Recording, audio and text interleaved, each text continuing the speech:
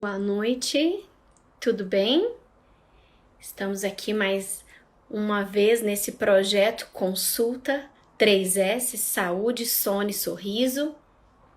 Quero agradecer a todos os profissionais, os 12 profissionais que aceitaram essa integração, né, em compartilhar a experiência e o diferencial da sua consulta para que a gente possa reinventar a consulta não só pelo profissional, mas principalmente para ter melhor qualidade de vida das crianças, das famílias, e é sobre isso que nós vamos falar. A nossa live hoje é muito especial, que é com a odontopediatra, doutora Janaína Amaral, que tem muita experiência em odontologia antroposófica. Parece estranho o nome, mas ele é uma filosofia milenar de muitos anos que tem muito que aplicar na odontologia e é um diferencial na sua consulta. Então convide os seus amigos, convide aí mais 10 profissionais do seu network, pessoas que indicam para você, ortodontistas, odontopediatras, fonoaudiólogas, psicólogos, fisioterapeutas, nutricionistas, porque realmente a nossa consulta ela é um diferencial quando ela tem a experiência de vários profissionais e com certeza vai tocar o coração dos pais com o nosso conhecimento, com a nossa experiência, com também os talentos da criança, que é outro tema que nós vamos falar. Então, convide os profissionais, seus colegas, para a gente poder fazer essa integração. Então, a doutora Janaína já está aí. Eu vou me apresentar um pouco para vocês. Quem não me conhece, eu sou Paulene Cardoso, eu sou ortodontista, sou professora de ortodontia infantil em várias especializações. Meu foco é a ortodontia infantil já há mais de 21 anos. Então, a minha experiência clínica é na ICEL Kids, no consultório mesmo, realmente com odontopediatras, e a minha mãe é odontopediatra há 43 anos, então é uma excelente oportunidade. E realmente o meu trabalho com a ortodontia infantil, ele vai em encontro a prevenir, tratar e acompanhar os hábitos bucais, a respiração oral e, de forma mais profunda, estudar os distúrbios respiratórios do sono. E essa foi uma pesquisa realizada por mim e o professor Bergerson nos Estados Unidos, e isso fez uma enorme diferença na consulta. Então, a minha consulta hoje, dentro da odontopediatria, da ortodontia e do miofuncional, o diferencial dela realmente são os hábitos bucais, o miofuncional e principalmente como controlar os distúrbios respiratórios do sono. Então, quero agradecer a todos que foram convidados também pela doutora Janaína Amaral. É um prazer convidá-la, porque ela vai fazer o diferencial na sua consulta. E com isso nós vamos trazer mais qualidade de vida, de sono, de saúde e de sorriso para o seu cliente, tá bom? Então vamos lá, já vou convidá-la. Oi, Janaína!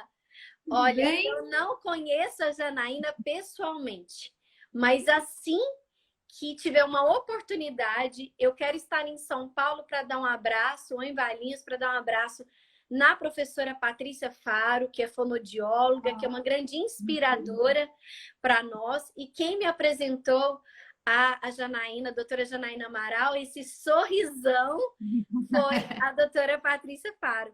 Então, seja bem-vinda à nossa consulta 3S. Com certeza você vem enriquecer para que a gente possa aprender com você e a gente possa crescer juntas. E é isso que eu desejo para todos que estão aí nos assistindo. Bem-vinda a todos. Eu já me apresentei e estou dando, né, esse espaço para você se apresentar. Eu me apaixonei pela odontologia antroposófica porque os meus filhos estudaram numa escola de antroposofia e eu gostaria que você explicasse primeiramente o que é a odontologia antroposófica, porque todos estão ansiosos para saber. Mas primeiro eu quero saber quem é a Janaína. Bom, meu nome é Janaína Amaral, eu moro em Valinhos, interior de São Paulo, e eu sou odontopediatra desde 2001, eu acho, e de repente já né? Estamos em 2020. E eu comecei a fazer também curso de ortodontia, até que eu parei num curso que era uma ortodontia avançada.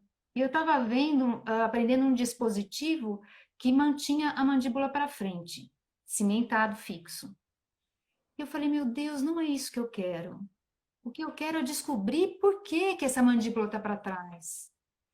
E naquele dia tinha uma moça que conhecia odontologia antroposófica, falou para mim. A partir daquele dia eu não voltei mais para o curso, acho que eu estava no sexto módulo, era um curso extenso, e fui procurar. Mas o curso de odontologia antroposófica, com a professora Célia Lulo, uma querida, só ia começar no outro ano. Então, eu li um livro de odontologia antroposófica sem praticamente entender o que é, porque só a palavra antroposofia já é um mistério, né? Mas é mais do que saber a definição de antroposofia, eu acho que é a gente realmente viver a antroposofia. Então, antes de qualquer coisa, eu gostaria de convidar vocês a ouvir um verso que Steiner escreveu sobre o ser humano. E ele fala assim, é bem... No coração tece o sentir, na cabeça luze o pensar, nos membros vigora o querer, luzir que tece, tecer que vigora, vigorar que luze, eis o ser humano. Então, a antroposofia é assim, a gente relaciona o ser humano com o cosmos, que é a maneira que eles falam, porque dentro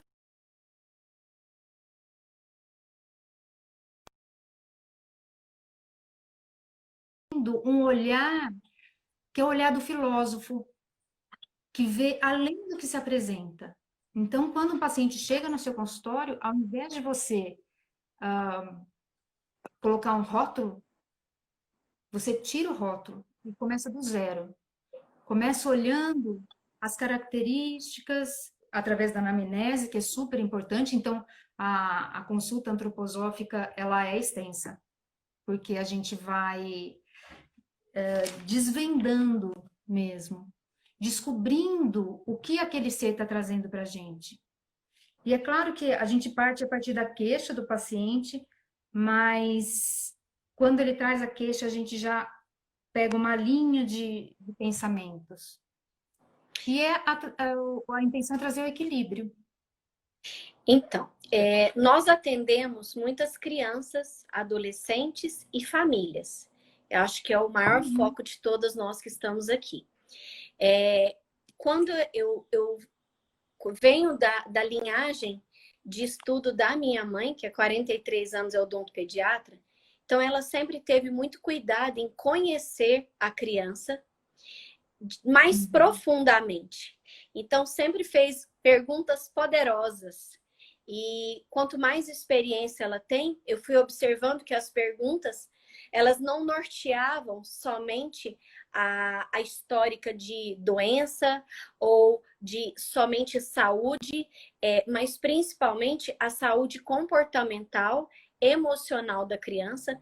E com isso, como nós trabalhamos muito com hábitos bucais, que realmente está ligado principalmente às emoções, ao comportamento da família, principalmente os hábitos da família. Então, eu queria que você nos explicasse em relação à parte de hábitos bucais, crianças que usam chupeta, dedo, mamadeira, ou sucção de língua, que é um dos hábitos mais desafiantes que eu tenho, e tenho tratado, acho que 3 crianças atualmente sobre isso. A sucção do lábio, que é algo muito relacionado com a hipotonia do lábio inferior, ou muitas vezes a deglutição atípica. Então, o que você pode nos explicar sobre os hábitos bucais na filosofia antroposófica ou cibernética, ou tudo que você integra? Eu acredito que é uma alquimia a sua consulta, como eu falei ontem. A alquimia é realmente quando a gente integra todos os pontos importantes e foca no equilíbrio para tratar o ser, né? Que é a criança e a família. Sim, então, como a gente está falando dessa região, vou começar a falar do vedamento labial, que é o que eu vou falar assim, o que o lábio representa para uma criança. Quando você tem uma criança aspiradora bucal, ela não toca um lábio no outro, o lábio fica entreaberto. E isso traz uma, uma permissão de invasão, de ser invadido e de invadir. Então, ela se mistura com o mundo e perde o filtro do que entra. Então, isso eu estou falando não só da alimentação, não só do ar, mas também de toda a parte emocional. Então, quando a primeira coisa que a gente olha é essa questão. Então, não tem vedamento labial. Por quê? Chupava chupeta. Então, a gente vai olhar para a parte de amamentação, a fase oral, né, da criança, como ela se desenvolveu, como estava a mãe naquele processo, os exercícios que foram feitos, porque a mamadeira, de alguma maneira, ela tira a força da sucção. Uhum. E quando você mama a mamadeira, você não consegue respirar e sugar. Então, ela mama, não sei se vocês já perceberam, né? A criança vai e dá aquela, entra ar. Então, todo o mecanismo miofuncional, ele é alterado. Então, tem isso, pode ter tido alguma deficiência, e essa deficiência pode ser em vários níveis, dessa fase oral. Que depois, uma criança um pouco mais velha, pode perpetuar, por exemplo, uma onicofagia, que a gente chama, que é o roer das unhas. Dentro da antroposofia, a gente sabe que as unhas têm não é rígido, não é? Então, a criança que está roendo unha, ela quer diluir um pouco essa rigidez. E essa rigidez, ela vem, às vezes, de muito pensamento, muito estímulo neurosensorial. Porque, eu preciso explicar uma coisa, porque a antroposofia, a gente se baseia relacionando a divisão, às vezes, em 2, em 3, em 4, em 7 e em 12. A gente pega tudo isso, mistura e tenta trazer e nomear o que o paciente está manifestando. Então, uma das primeiras coisas que a gente olha numa consulta antroposófica é a trimembração. Por quê? Então, pensa que a gente divide o paciente em pensar, em sentir o tronco, o tórax, e o querer, que são as pernas, os membros, e essa parte um pouco mais baixa aqui, do sacro para baixo. Quando a gente olha o corpo assim, a gente também passa isso para a cabeça e fala pensar, sentir, querer. Querer. Quando a gente olha para a boca, pensar, sentir a língua e querer. Então, nessas relações a gente vai olhando. Por exemplo, que a criança que está sendo muito estimulada na cabeça, ou ela pode ter uma concentração aqui. Então, pode ter as doenças que acometem a criança que está sendo muito estimulada no raciocínio, no mental, que é uma coisa que a gente está vivendo hoje, porque elas estão tendo as aulas online, então já não está no concreto, né? Porque está em vídeos, e o tempo todo aqui e sem se mexer tanto. Então, as crianças estão apresentando mais bruxismo, elas estão Sim. apresentando disfunção. Nem são as crianças. No meu consultório, eu estou com muitos adultos com problemas na TM, de tensão. Tudo isso é estímulo neurosensorial. O que que você pode fazer para aliviar? Então, assim, o que era para estar distribuído um pouco no pensar e um pouco no querer, está só no pensar. Sim. Você pode, por exemplo, fazer uma caminhada. Isso vai movimentar suas pernas. Vai também trazer a expressão do seu querer. E também vai trazer uma mandíbula. Porque a gente vai relacionando, entendeu? Além disso, tudo que gera calor aqui,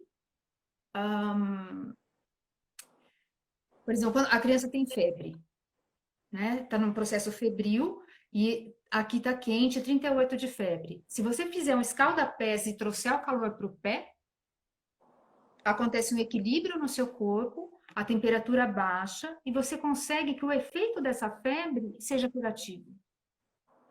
E quando a Então, paciente tem associado já, por exemplo, a mordida aberta ou uma classe 2, e muitas vezes essa criança que, além de ter a chupeta, a mamadeira, é um respirador oral que tem o retrognatismo mandibular, ou uma classe 2 ou uma mordida aberta. O que isso interfere em relação não só ao tratamento, mas como identificar outros aspectos comportamentais, emocionais que você observa nessa anamnese? por exemplo, se eu falei que o lábio é um filtro, imagina uma mordida aberta. Ah, primeiro, não tem relação, porque lembra que eu falei que a arcada superior é o pensar, a língua é o sentir e a mandíbula é o É o querer. querer. Quando você tem uma, para quem não sabe, uma mordida aberta é que toca atrás e na frente fica aberto assim. Quando você não tem um toque incisivo, como que você tem o seu pensar unido com o seu querer? De alguma maneira, essa língua está interferindo, que é o seu sentir, e está abrindo espaço para entrar e para sair inconsciente. Então, uma pergunta que eu faço para um paciente de mordida aberta: o quanto você consegue falar não quando você quer falar não? É uma pergunta que eu faço. Porque se eu colocar um aparelho nesse paciente, então a intenção é trazer o querer, né? Vamos pensar que é uma classe 2, que é quando o queixo está para trás. Então o queixo está para trás, eu quero trazer o querer dele, não quero? Sim. Eu quero trazer esse querer. Ah, adianta eu colocar um aparelho que, por exemplo, mantém o queixo para frente.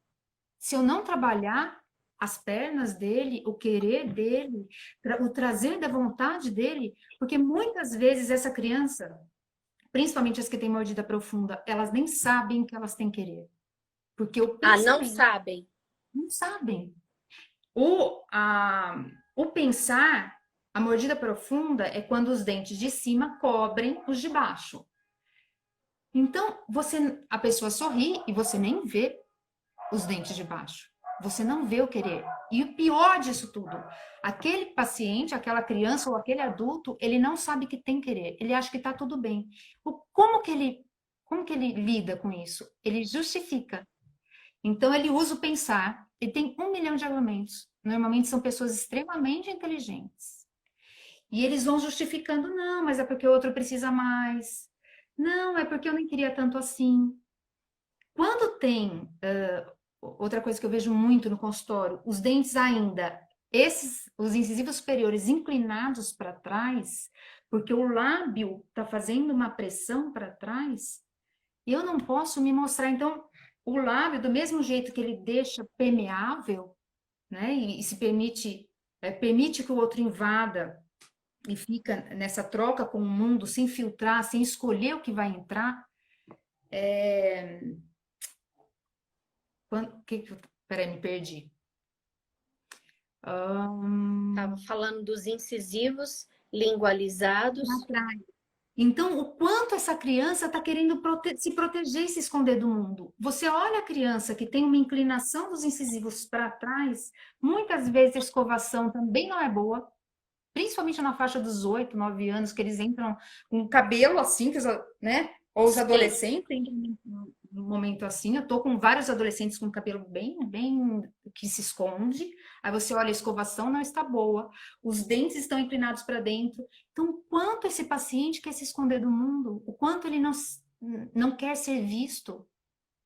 Agora, o que vai adiantar eu colocar um aparelho fixo, desinclinar esses dentes dele, se ele não consegue?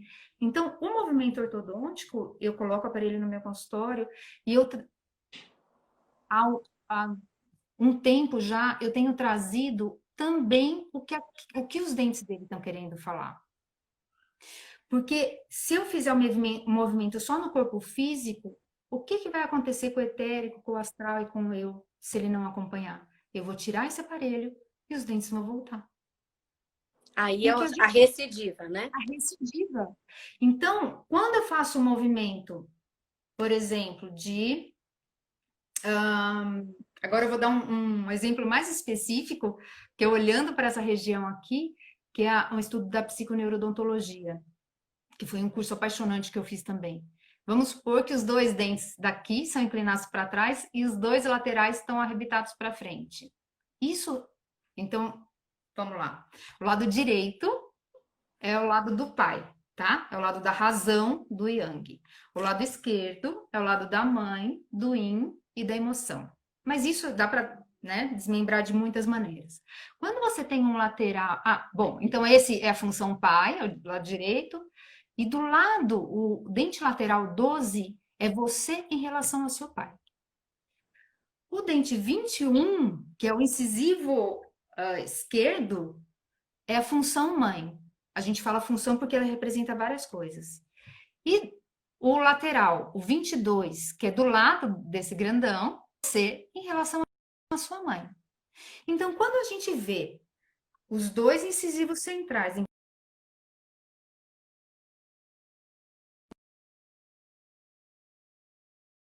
que de alguma maneira você se sente melhor do que o pai e a mãe. Mas se isso fosse tão consciente assim, os seus dentes precisariam falar isso para você? Não. Então, qual é a cura? Trazer consciência. Porque quando você traz a consciência do que seus dentes estão querendo falar, você não precisa mais que eles falem. Da mesma maneira que uma gastrite fala que a gente não está conseguindo digerir as coisas, quando você toma consciência nossa, é verdade, eu tive aquela conversa e não estou conseguindo digerir. O seu corpo não precisa mais fazer uma gastrite. Você já tem consciência. Janaína, tô lembrando aqui, quando você fala de gastrite, a questão do refluxo, que a gente tem integrado bastante na odontologia, principalmente relacionado às crianças e jovens com distúrbios respiratórios do sono, associando muitas vezes a respiração oral, o ronco. Como que você explica essa correlação com o refluxo? O que você tem observado com os seus clientes? E se realmente, quando a gente trata o ronco, né? Não digo tratar, mas controlar, melhorar esse ronco, melhorar o padrão respiratório, se isso influencia não só no refluxo, mas também a criança que tem enurese noturna. Enurese noturna, pessoal, é o xixi na cama, e eu falei muito disso ontem na live, onde eu falei da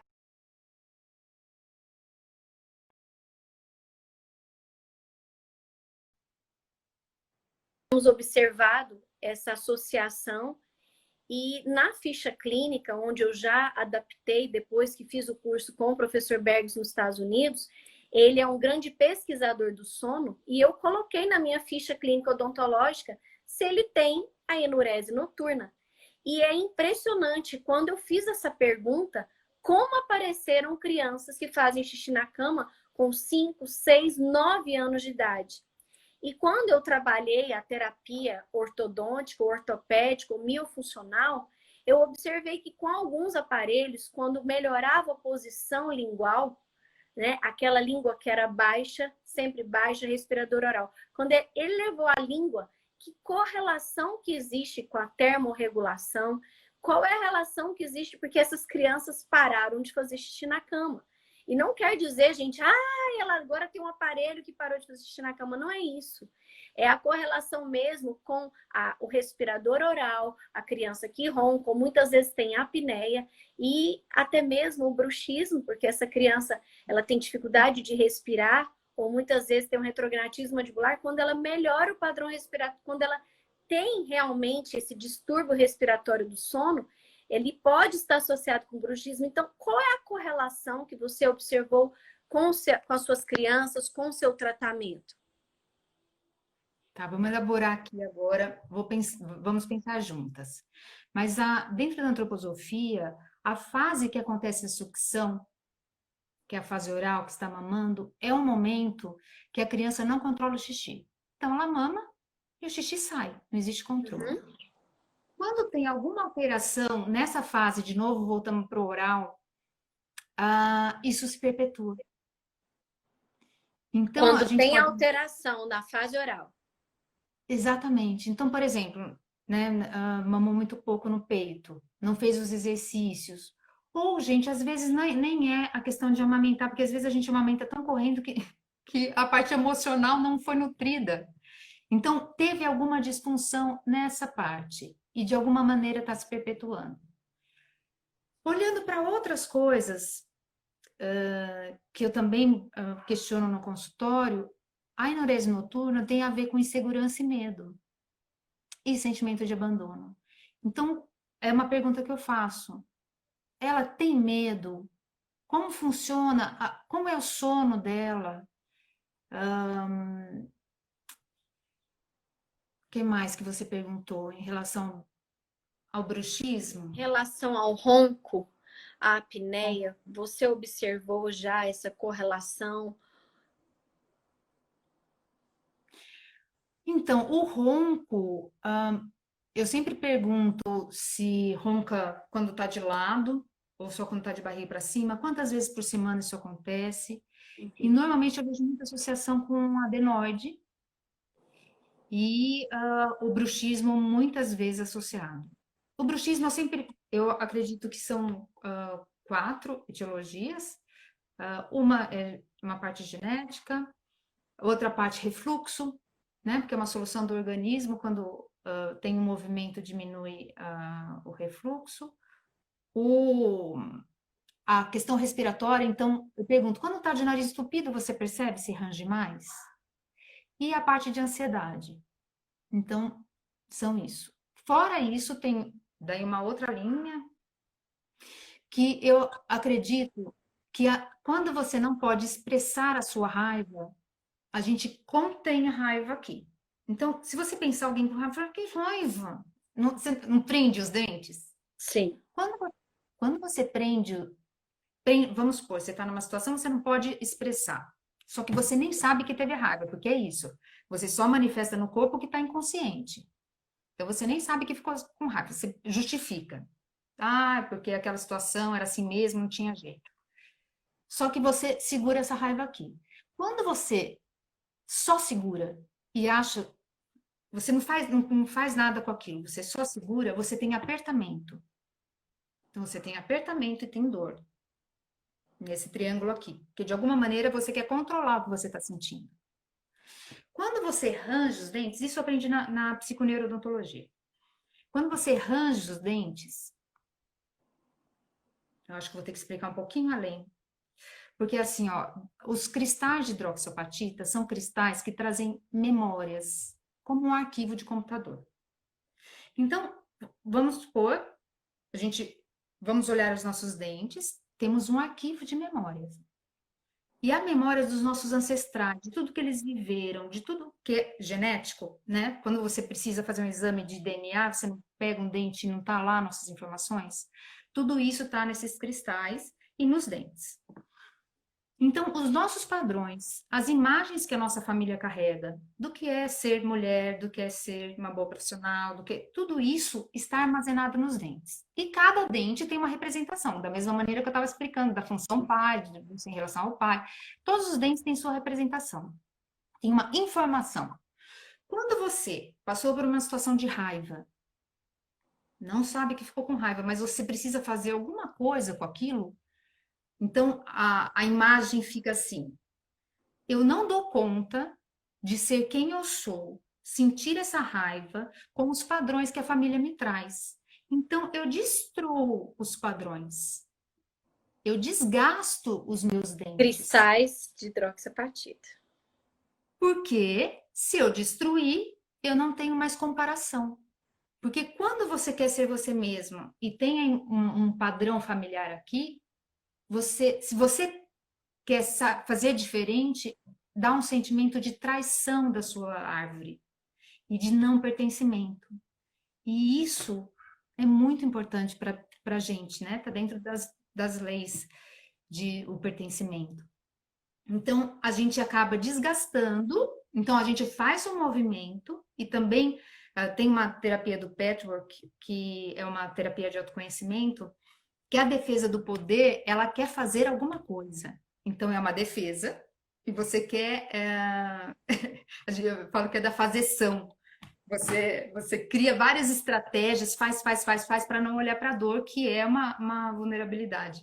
E normalmente quem usa a defesa do poder ela range, porque ela quer fazer alguma coisa com aquilo, ela não consegue só segurar. Agora,